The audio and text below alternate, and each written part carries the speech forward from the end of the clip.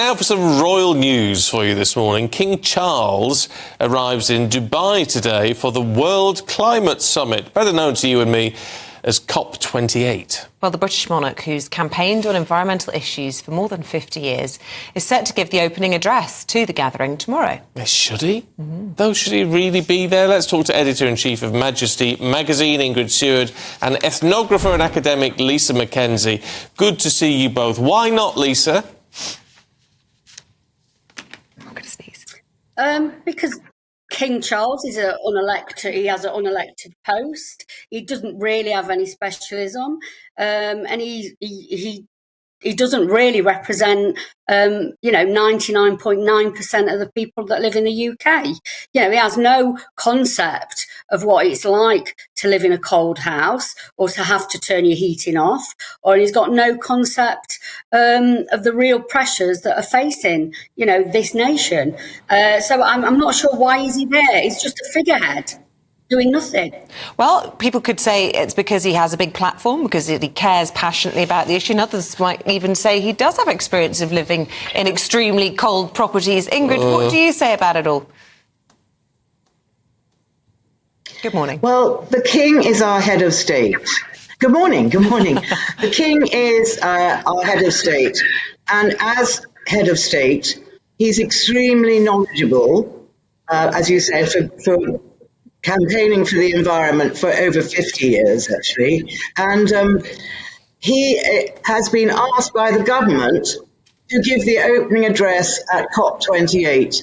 He first gave an address in 2015, and he didn't hear that Liz Truss was briefly our Prime Minister because she asked him not to. And this year, Rishi Sunak has asked him to give the address. And of course, he's very willing. And he is, I think, the best person to do it because he knows so much about the environment. He's written several books. He has access to every expert in the world. And he has a high profile. I think he's the ideal person to do this. But the problem, Ingrid, is that, this is, in essence, particularly at the moment, this is a political issue and he's not meant to dabble in politics. I don't think it is a political issue. I think it is a global issue that needs addressing very, very quickly. And that's what all the experts say, not just Charles. David Attenborough is another one, and he's the one that we can all think of immediately. And I think this is above politics, which, as the King as head of state, is also above politics. Lisa, are you persuaded? No, this is not about politics at all. This is absolutely about politics. This impacts everybody's everyday life. So, having somebody like King Charles who doesn't live an everyday life at all, I'm not sure why he's going. He's unelected. You said he's written lots of books, but what's his, where is his education come from? Where is his knowledge come from? I remember that he built a town that he thought was a lovely English town called Poundbury. It's like nonsense. He lives in a sort of fantasy fairyland that the rest of us do not. In a sense, if it is an important issue, whichever sort of side of the line you fall on, Lisa. Isn't it right that we are sort of giving it our full attention, at least, and someone like Charles can sort of make that point? No, look, somebody needs to speak for our nation, absolutely. But I'm not sure that a man that lives in several massive mansions, has his energy bills paid by the British public and flies around the world on private jet, I'm not sure he's a good person to do that. Ingrid, whilst we've got you, I want to ask you about other royal matters, and this is the bombshell breaking overnight, and we've seen all the publicity around Omid Scobie's book, and accidentally, and I say that in inverted commas because we don't really know what quite went on there, naming the royals in the Dutch edition, and it's now happened on British television as well. We're very much taking the line, we're not entering into any of that. However, what do you suspect will be going on behind the palace doors this morning? They'll be very upset, I assume, if not distressed. What's your take? Well, I think they would probably put the matter in the hand of their legal department. We don't know if this is true. Basically, the whole book is a crock of lies. So I rather feel that we can't really trust anything that Scobie says.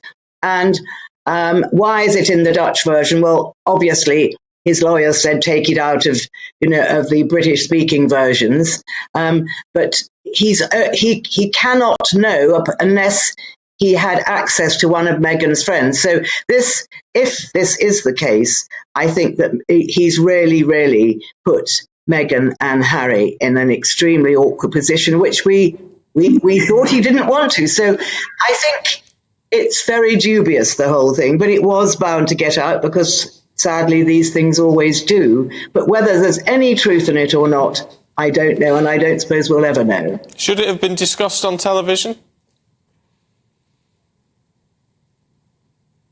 For me? No, sorry. Forgive me, Lisa. I was putting that one to Ingrid. I've lost your sound, I'm afraid. Oh. Well, Lisa, you have a pop then. Do you think we should have talked about it on television? Yeah. I don't think we should be talking about it at all. It's tittle-tattle nonsense. We've got real issues to talk about in this country. We've got a housing crisis. We've got a cost of living crisis. What a group of very rich, very privileged, disconnected from the rest of us people are doing. I'm not sure it should be on anybody's agenda, really. We've got real issues in this country. Okay. I just want a final thought from Ingrid, Seward, on all of this. It would be very easy, would it not, for Meghan and Harry to squash all of this if they didn't have any connection to Omid Scobie's Endgame book and come out and say, we've got nothing to do with this, we haven't briefed, we certainly don't believe these particular people are racists, but we haven't heard anything. How problematic is that? Well, I think they've got to come out and say something. Otherwise, they look guilty by association. If they don't deny it, then they are really going to have a lot of problems, a lot of legal problems. And remember, way back when Harry and Meghan first mentioned this in the Oprah interview, Harry said, I'm never, ever going to say who it was, and that's not what I want to do. So, but of course, when Meghan denied that they were involved with Scobie in the last book, she actually had to rescind her words in court and say, well, yes, she had briefed someone to brief him. But, I mean, at the end of all this, I think Scobie is basically unbelievable. So it's really, I think it's probably come to a stage when it's a matter for lawyers.